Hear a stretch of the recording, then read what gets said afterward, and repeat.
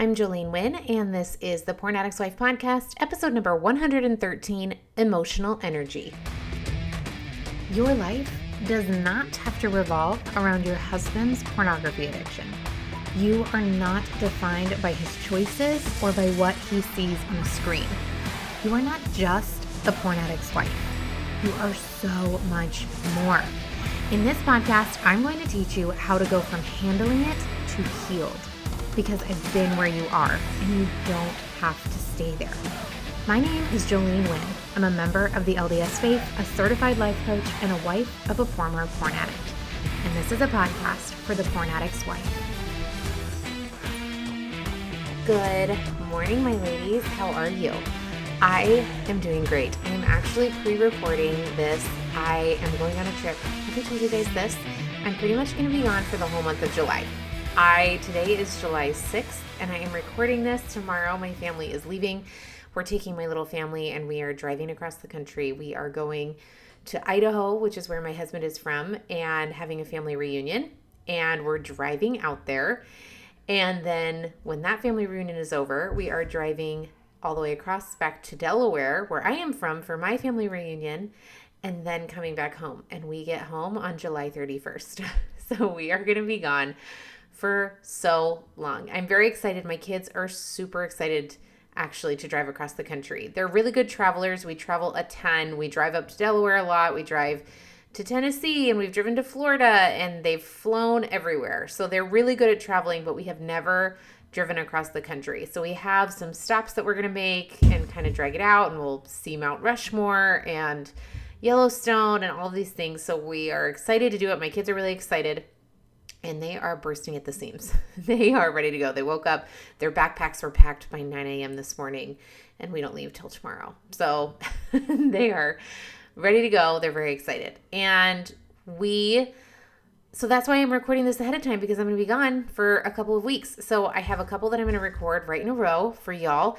And if you guys want to follow me along on our journey across the country, back and forth, then you guys can go follow me on Instagram at Jolene Wynn Coaching, and you guys will be able to see me and see what's going on. I will still be sending out emails. So if you guys haven't joined my email list yet, just head to my website, jolenewynn.com, and you can sign up and get on my email list, which not only gives you access to a free 3-day training that I did, that you get access to for free, but you also then get access to my emails, and I send them about once a week. And we do just thoughts, additional coaching, things that come up on my coaching calls with my clients, things that I think you might find helpful. And then this is also where you guys are the first to know about things like Nashville. If you guys are already on my email list, you saw this go out already, which is why it pays to be on my email list, because you're the first to know all the details. But my retreat that I am hosting in October is now live, and you guys can head to jolenewynn.com. There is a tab on my website that says events, and you can go to that and see the details for my Nashville retreat. That is live, and you can go purchase tickets right now to reserve your spot. I am taking 15 women to Nashville from October 13th to October 16th, and I cannot wait. If you guys have been getting a lot out of the podcast, you need to come live, because there is nothing like doing something live and in person. The energy of the room, being surrounded by these incredible women, getting so much more out of it in person than you possibly can virtual. If the pandemic has taught us anything, that's what it's taught us, is that we get way more out of in-person learning than virtual learning. And that's why I'm hosting this retreat. I cannot wait. There are only 15 spots. Some of those have already been taken. My clients got to have first dibs, and I opened up spots for them in June. So now it is open up to the rest of y'all. It is $1,200 to come for all 3 days. We are going to do so much coaching. I am bringing my photographer. I'm going to do a whole bonus episode all about Nashville, so look for that to be coming. But head to my website, jolenewynn.com, go to the events tab. You'll be able to see it, and you can sign up right away and go ahead and secure your spots. Some of them are already taken, so we have less than 15 available for you. And I can't wait to see who comes and who gets to be there. It is going to be such a good time. Okay?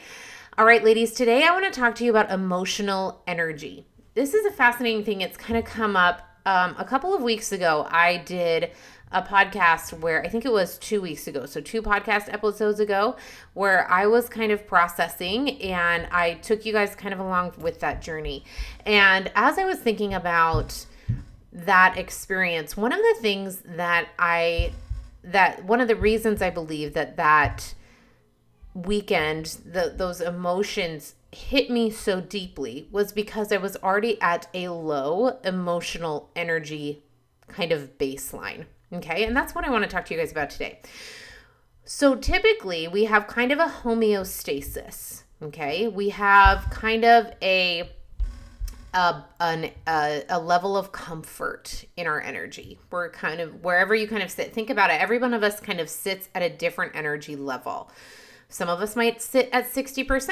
Some of us might sit at 40. Some of us might sit right at 50. Some it's a little bit higher. Some it's a little bit lower. Some of us might sit more at 80%.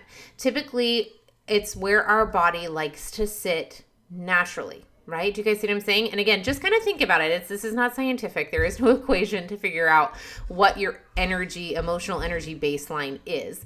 But just kind of think about it, right? On a typical regular basis, is my energy generally higher or is it generally lower when I start my day? Right? Now, we might go through phases in life too where it's higher or lower, times when we're taking care of ourselves. There are things that we can do to increase our emotional energy baseline. Okay, our emotional baseline. That's what we're talking about. So maybe when you're exercising more or getting more sleep, your emotional baseline is higher. Do you see what I'm saying? When we are doing things that take care of ourselves emotionally, then our emotional baseline is higher. And then throughout the day, as things wear on our emotions, as we deplete our emotions, that can get lower, but it doesn't necessarily make us hit rock bottom.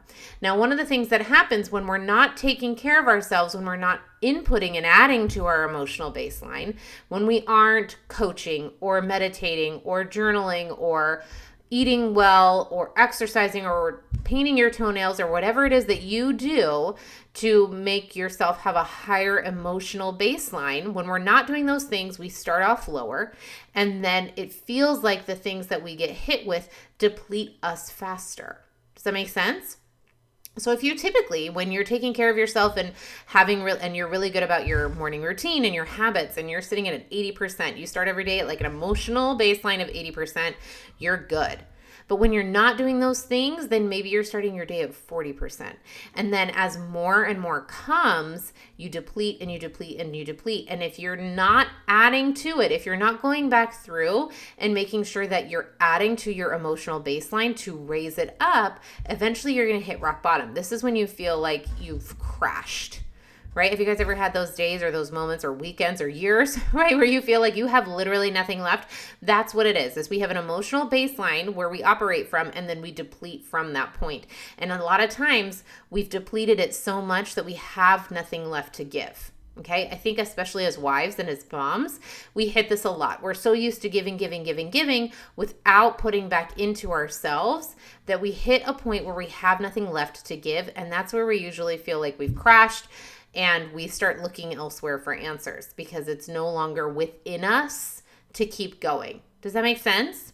So what I want to offer today, ladies, is that you look at your emotional baseline. Just take a moment to self-reflect and ask yourself, how can I increase it? What is something that I can add into my routine, into my life that's actually going to increase my emotional baseline? Now, one of the things that you might want to ask yourself in order to figure this out is, what is it that's depleting my emotional baseline? Right? Is it a lot of times, right, as moms, it's like my kids don't listen, right? I'm always yelling at my kids, or my house is a mess, or my husband's addicted to porn, right? These are the things that are depleting my emotional baseline. So without being able to change any of those circumstances, because we can't change whether your kids listen, and we can't change, you could do more housework, but we can't necessarily change where you live or what your house looks like right now in this moment, and we can't change your husband. Then what can we change? We can change you. How can we work on your emotional health? That's what we're talking about. I'm not talking about changing your circumstances, ladies. That's not going to increase your emotional baseline. Your husband could be perfect, your kids could be perfect, your house could be perfect, and you could still have a very low emotional baseline, because this is all about what's happening internally, not what's happening externally. Okay, so when I ask you what is contributing to you having a low emotional baseline or a low emotional energy level, I want you to ask yourself, what is it about those circumstances that I struggle with? Do I struggle with yelling at my kids? Do I struggle with my husband's relapses because I don't know what to do with that emotion? Do I struggle with feeling guilty that my house doesn't look a certain way? Those are the internal emotional things that we can work on that are going to help increase that emotional baseline. Now, one of the things that I want to offer to y'all is that you start looking at what you are doing right now that increases that emotional baseline. And if it's nothing, I want you to add something, okay? Again, it doesn't have to be big. A lot of times people think that this has to be a huge overhaul. And if you want to come join coaching, absolutely. This is a great opportunity for you to do so. We will absolutely get you to a place where you're increasing your emotional baseline. You could go join therapy. You could go join a support group. Some people think, though, that increasing your emotional baseline has to be this huge thing. And I want to offer that that's not true. Increasing your emotional baseline is more about what you're adding consistently, and it can be small, but adding it consistently rather than a one-time chunk event. Does that make sense? So rather than it being like, oh my gosh, I'm going to throw everything away and completely reorganize my whole house, what I want to offer is that you just start with one thing. And you do that one thing every day. Make your bed. I talked about this on Instagram a couple of days ago, a week ago. I don't even remember. There's a lot of scientific studies about making your bed, about how powerful that is and why that and how that puts you in such a better mindset throughout your day. And that's what I want you to start with. Start by making your bed. It makes you feel so much more clean, so much more in control, and you have one space that's completely done. And it makes your when your surroundings are a little more organized, it helps your brain be a little less stressed, a little less chaotic. Does that make sense? Things like this that don't seem all that big of a deal can increase our emotional baseline immensely. Shaving your legs, ladies, painting your toenails, okay? Sitting outside for 5 minutes. There are so many things that we can do that can increase our emotional baseline. Turning your phone off at night. Set a timer. Turn off your phone at night. Make your phone not the first thing that you look at in the morning. You guys, there are so many little things that can help increase your emotional baseline. So I want you to start noticing. This will be a really fascinating exercise to just kind of notice what it is that you feel drains your emotional energy and be willing to let that go. One of the things that comes up to me a lot is social media. This is just something I see a lot of. A lot of people, it's very draining for them to be on social media. It's very negative. They feel like they're comparing themselves all the time, or with politics on social media, they get really drawn into it and it's very negative and they don't like it. Well, then there's nothing that says that you have to keep it. You're more than welcome to let it go. Okay? So just look at the things that are draining you emotionally. See if you ask yourself if you're willing to let those go. And if not, how can you create parameters that keep it controlled and not draining? And then ask yourself, what are the things that actually boost my emotional energy? Is it taking a walk? Is it calling my mom? What are the things? Is it listening to music? You guys, I love music. I purposefully play music all the time. I listen literally only to Christian rock, and I listen to it all the time. And I've changed the way that I listen to music because I love the way I feel when I listen to Christian rock. I didn't always my whole life listen to this. I listened to Top 50 radio, I listened to country, I listened to all the things, and I loved it. But I have intentionally shifted how I listen to music and what music I put in so that it's only uplifting to me. Now, not everybody feels that way about Christian rock, and that's totally fine. But it was something that I add into my life on purpose to help increase my emotional energy. Another thing that I do is I have a coach. Ladies, I can't stress this enough. The things in our life that are internal, the emotional things that drain us, often are so subtle that we aren't even sure what they are. And even if we can identify it, we don't know how to handle it, right? So for example, for me, one of the things that I'm working on with my coach right now is money. I have a terrible relationship with money. I will be honest. I try to avoid it at all costs. I don't look at it. I don't want to know. I think it's always gone. It's never enough. It's not there. I don't have enough. I don't make enough. All the things. And I'm trying to work on that. But one of the things that I need is I need a coach to come help me see the thoughts that I'm unaware of and help me shift and reframe things in my mind so that I'm not constantly trying to change the circumstance of money. I'm not constantly trying to change how much money I have or what's in my account or how much I make or how much we save or whatever it is. I'm actually trying to change the way that I come into it. So rather than money being this thing that depletes my emotional energy, right now I'm working on it so it can be in the reverse. Maybe money can be something that helps increase my emotional energy. Like, how amazing would that be? Think of the thing that's the most emotionally draining in your life, and what if it were possible to reverse that relationship and it was actually the thing that helped you increase your emotional energy? Now, going back to that example from a couple weeks ago when I did that podcast episode, if you don't know what I'm talking about, go listen to it. But I did that podcast episode and it was actually after a very emotional week. So even though I began the week with a very high emotional baseline, there were a lot of things happening within my immediate family that were very heavy emotionally. Yes, I know that that's a thought and it's not a fact, but it was very emotionally draining, or at least very heavy throughout the week. We had a lot of very intense conversations, very emotional conversations with many members of my family. There were things about our business that my husband and we have a little children's museum and a little brick and mortar business, and that was supposed to be sold and it fell through. And there were just so many things that came up over that week that were emotionally draining. So my emotional baseline was already lower than normal. And then I had all of these thoughts come up about my husband's addiction, about an experience that we had on a vacation a couple years ago. It was like 10 years ago. And all of those same thoughts and emotions came back. So because my emotional baseline was so much lower than it normally is, then that completely just drained. I had nothing left. I had no emotional storage left, no battery level left, right? It's like my batteries were already dead. That was it. That was all it took for me to just be completely depleted. Now that's totally fine because I actually know I know what to do with this. I know how to process emotion. I'm okay with it. I understood what was happening and it was not a problem. But most of us, when we hit that, think that it is a problem because we don't know what to do next. If we have nothing left to give, how do we keep going? Now, again, go back and listen to that podcast episode because it's so important to learn how to process your emotions. And this is why, ladies, because if we don't know how to process our emotions, then we're constantly carrying around emotional baggage from the past. We're allowing emotions from the past to drain us to a lower emotional baseline, which is why when then something frustrating happens in your day that's completely unrelated, you feel like it's way overwhelming. Does this make sense? This is why we feel like, oh my gosh, this little thing that used to not be a big deal is suddenly a huge deal and I don't know what to do about it, right? When you don't know how to increase your emotional energy baseline, then you're operating so much lower and you're setting yourself up to have so many more crashes. So many more times where your emotional batteries die. Does this make sense? So again, I wanted to offer you guys to do this exercise. Really take this on because it's super fascinating to think about. And to ask yourself, what are the things that I'm struggling with emotionally that are draining? And what can I do today to help me reverse it?